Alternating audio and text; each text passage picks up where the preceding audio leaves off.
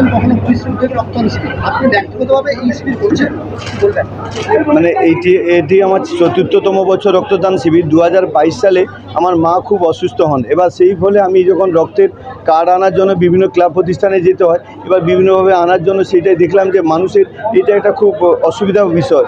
এবার এই জন্যই আমি এই উদ্যোগ নিয়ে ২০২২ সালে ১৬ই আগস্ট আমাদের রক্তদান শিবির হয়েছিল। তাতে ১৮০ জন রক্তদাতারা রক্ত দিয়েছিলেন। সেই উদ্যোগে দেখলাম যে প্রথম চান্সে যদি ১৮০ জন রক্তদাতারা রক্ত দেন, নিশ্চয়ই আমাদের পাশে আগামী বছর এইভাবে উদ্যোগটা নিয়ে গত বছর হয়েছিল ৪০০, এবছর আমরা ৬০০ বলছিলাম।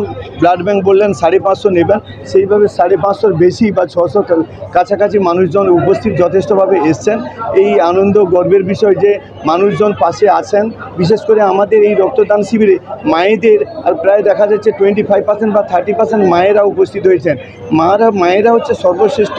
এবার মায়েরা যেখানে উৎসাহিতভাবে এসছেন, এগিয়ে এসছেন সমাজের মানুষের কাছে, তার সন্তানের যাতে ব্লাড সাফিসিয়েন্ট পায় বা তাদের অসুখ ফ্যামিলির মধ্যে তারা পায়, এইটা হচ্ছে বড় কথা।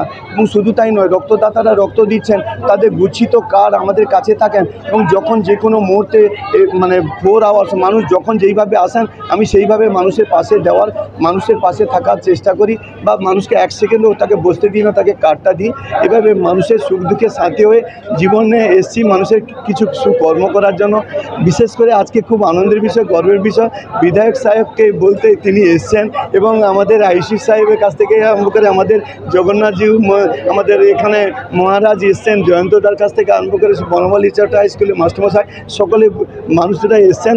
তাদের আশীর্বাদ, তারা যদি আমাদের এই প্রতিষ্ঠানের পাশে থাকেন, নিশ্চয়ই আগামী দিনে আরও অন্য কিছু করার চিন্তাভাবনা নিয়ে ওনাদের দেখুন, আমাদের পূর্ব মেদিনীপুর জেলা যতগুলো ব্লাড ব্যাংক আছে, সবগুলো ব্লাড ব্যাংক আমার যারা স্বেচ্ছায় রক্তদাতারা আছেন তারা পরিপূর্ণ করার চেষ্টা করেন। তো কোনো কারণে এক আধ দিন যদি ব্লাড ডোনেশনের অসুবিধা হয় তাহলে এক আধ দিন একটু আধটু অভাব হয়, কিন্তু আমার জেলার সমস্ত ব্লাড ব্যাঙ্কগুলো প্রায় রেগুলারলি রক্তের সমানভাবে সাপ্লাই থাকে। এক আধটা রেয়ার ব্লাড গ্রুপের ব্লাড অভাব হয়তো হয়, আমরা সেটা অন্য জায়গা থেকে নিই, কিন্তু যেগুলো রেয়ার গ্রুপ নয় তার প্রায় ব্লাড আমরা জেলার কোনো না কোনো ব্লাড ব্যাঙ্ক থেকে পেয়ে যাই। এবং আপনারা সকলেই জানেন এগুলো সবই ইন্টারনালি কানেক্টেড আছে। আমরা ওয়েবসাইট থেকে দেখতেও পাই কোন ব্লাড ব্যাঙ্কে কত রক্ত আছে, কোন গ্রুপের রক্ত আছে। ফলে আমার জেলার মানুষেরা যদি একটা ব্লাড ব্যাঙ্ক থেকে না পান তাহলে অন্য একটা ব্লাড ব্যাঙ্ক থেকে তারা রক্তটা পেয়ে যান। এগরায় না পেলে কাঁথিতে পান, কাঁথিতে না পেলে নন্দীগ্রামে পান, সব জায়গায় পাওয়া যায় ব্লাড, আমাদের বাইরে যেতে হয় না। আর আমাদের বিশেষ করে কাঁথি, এগরা, আমার এগরা কথাই বেশি করে বলবো। এগরা ব্লাড ব্যাঙ্ক হবার পর থেকে এগরা ব্লাড ব্যাঙ্কে যতটা ফিডার এরিয়া আছে, প্রত্যেকটা জায়গাতে প্রতিদিন কোনো না জায়গাতে কেউ না কেউ রক্তদান শিবিরের আয়োজন করেন। আমরা মোটামুটি দেখেছি প্রতিদিন যদি 35-40 বোতল রক্ত কালেক্ট করা যায় তাহলে এর সাপ্লাই চেনটা ঠিক থাকে। তো তার বাদেও ব্যক্তিগত উদ্যোগে এবং বিভিন্ন স্বেচ্ছাসেবী সংগঠনের উদ্যোগে অনেক বড় বড় রক্তদান শিবিরের আয়োজন হয়। এখানে সুকুমার খাটুয়া বাবু আমাদের সঙ্গে আছেন, তিনি বিশিষ্ট ব্যবসায়ী এবং সমাজসেবী। তিনি 4 বছর ধরে এই ব্লাড ডোনেশন ক্যাম্পের আয়োজন করছেন।